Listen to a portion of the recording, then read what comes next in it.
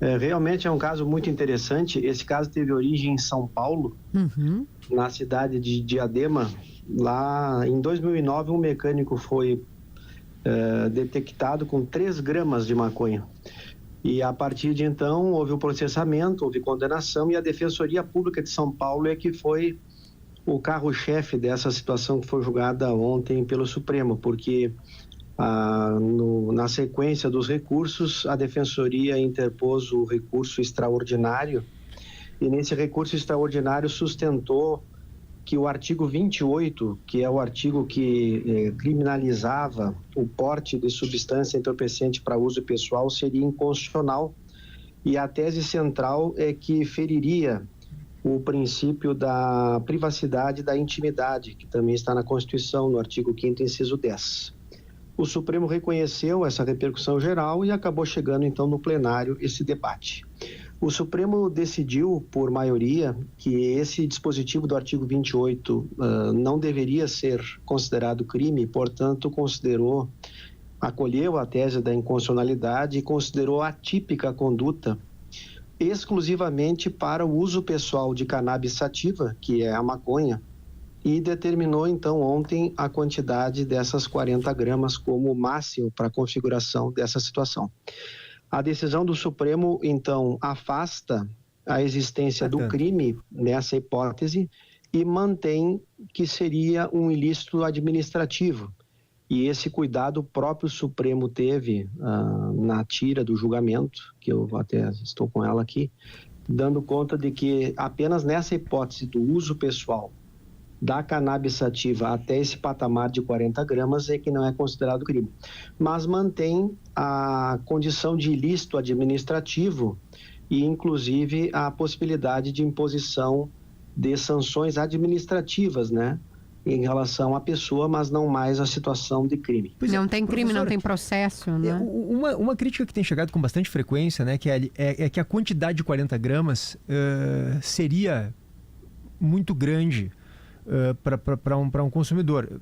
Eu não estou aqui emitindo o meu ponto de vista, estou dizendo que é uma crítica que eu tenho lido com bastante frequência de pessoas dizendo, professor, por exemplo, que com 40 gramas a pessoa que vende, por exemplo, alguém que trabalha para o tráfico de drogas no morro vai estar ali com 40 gramas, que é uma quantidade razoável, imagino eu, Potter. Eu tenho lido aqui que seria algo em torno de 40 cigarros de maconha finos, né? Então, que a pessoa que trabalha para o tráfico andando com isso seria mais difícil. Mesmo que a polícia o abordando numa situação de tráfico, seria mais difícil, porque ele poderia dizer assim, não, isso aqui é a minha quantidade de usuário.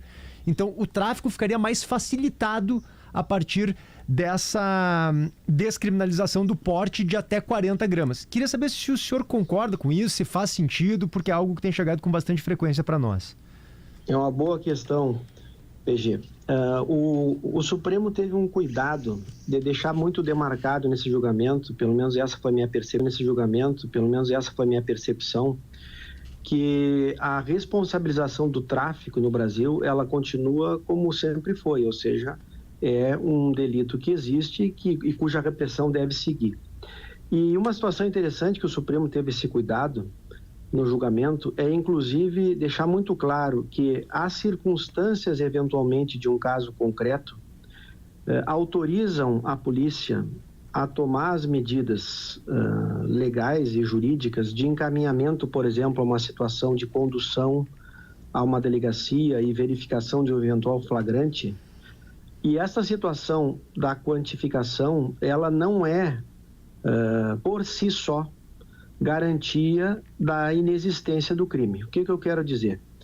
Independentemente da quantidade, se a polícia preventiva ou a polícia judiciária, né, entender que há elementos para a configuração de um flagrante, por exemplo, de tráfico de entorpecente, mesmo diante de uma quantificação similar a essa, o Supremo autoriza o encaminhamento, pelo que eu interpretei da decisão, para que se verifique outras circunstâncias que possam configurar o tráfico. Mas pode ser uma balança, né? Mas a minha dúvida é se não fica mais fácil para o traficante nesse caso. Vivo, exatamente. Circunstâncias que possam configurar um flagrante além da quantificação. Isso está descrito na tese, né? Isso está descrito ontem. Mas a minha dúvida é que se não fica... Claro. Se não fica, professor, mais fácil para o traficante, que está com essa quantia de até 40 gramas, dizer que não é traficante, que ele é um usuário. O senhor acha que isso faria alguma diferença?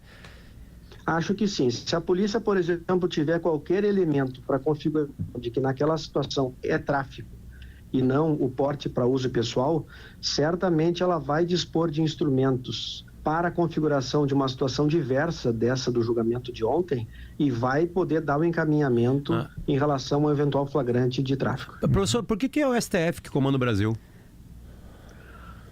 Em que sentido? Eu vou acrescentar essa pergunta do Potter com um pouco mais de explicação. A gente não era a gente que deveria escolher? O Congresso reage a isso dizendo que quem legisla, o Poder Legislativo, a separação dos poderes, quem faz as leis é o Congresso. Só que o professor trouxe no começo de que houve uma ação, né? Houve um processo e a Defensoria Pública, que é uma espécie de, entre aspas, advogado desse cara, né? Desse senhor, provocou e aí foi parar no Supremo. Queria que o senhor explicasse para a gente a diferença de cada um dos poderes, até porque as pessoas, com razão, estão dando fazendo essa leitura que o Potter trouxe para a gente.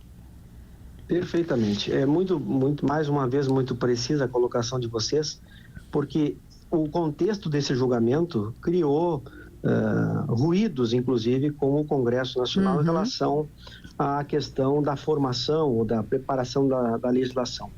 E se vocês observarem na tira do julgamento de ontem, que está aqui na minha frente, o Supremo entendeu esses ruídos.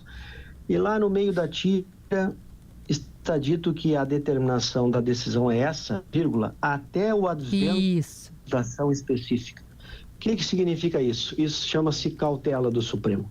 Nós estamos decidindo um recurso extraordinário com repercussão geral e, portanto, ele terá aplicação para todo o sistema jurídico judiciário brasileiro, a partir dessa publicação, até a legislação específica. Ou seja, se o Congresso, a partir da Câmara e do Senado, eventualmente, legislarem sobre a matéria, e se houver provocação do Poder Judiciário de que esta deliberação possa ter ferido esta decisão, essa provocação vai chegar no Supremo novamente. Perfeito. Então, essa determinação legislativa ela poderá vir a ser revisada, mas até lá a matéria está posta nesses termos. Ele está dizendo, Congresso, vocês têm que... É de vocês mesmo, façam isso. Mas até lá, eu como fui provocado, eu preciso agir. Doutor Peruquim, a gente tem 1 minuto. Olha pro seu relógio. Às 11 a gente tem que entregar. Eu estou cuidando aqui os 9 minutos, tu me disseste, tem mais agora... Ele vai entrar com recurso no Supremo. Porque assim, o cara tem maconha. Mas a maconha saiu de algum lugar. Isso, né? eu tenho uma dúvida sobre o cultivo, professor. O cultivo, a partir dessa decisão do STF, ele fica permitido numa quantidade baixa? A pessoa 40 tem gramas? 2, 3, 6 plantas, enfim, em casa?